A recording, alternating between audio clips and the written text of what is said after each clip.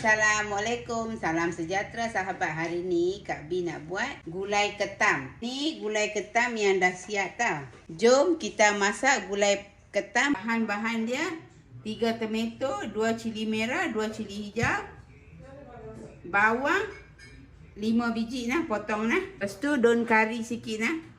Daun pudina, daun ketumbar nah. Santan 1 mangkuk nah. Panaskan kuali, masukkan minyak nah. Minyak dah panas, masukkan bawang nah. Apa? Goreng bawang ni dah garing kan. Masukkan tomato dengan cili dalam minyak tu nah. Hampa goreng dia tau. Masukkan daun pudina, daun ketumbar dengan daun kari nah. Kacau dia nah. Masukkan halia bawang putih 2 sudu setengah nah. Masukkan serbuk cili 3 sudu nah. Ni, nampak nak tahu. Serbuk cili ni Kak B blend sendiri dah. Masukkan serbuk kunyit setengah sudu. Rempah Kak B 2 sudu nah. Masak rempah tu sekejap nah. Sampai dia pecah minyak dah.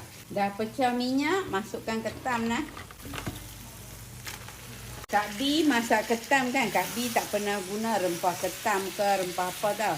Selalu Kak B akan buat macam ni. Ataupun Kak B akan masak 3 rasa ataupun Kak B akan masak cabai macam tu je Kak B buat nah.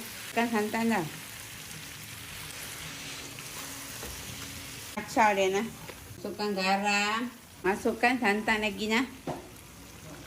Kak B nak buat berkuah sikit dah. Kacau dia nah. Buka.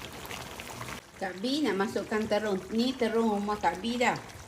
Kak B masukkan terung sebiji Terung tu masak, kita boleh tutup dapur nah. Kita tengok nah. Okey, terung ni dah masak, dah lembut dah kan. Kita buat apa dah? Kita tutup dapur nah. Tabur daun pudina sikit nah. Dah siap ketam masak kari nah.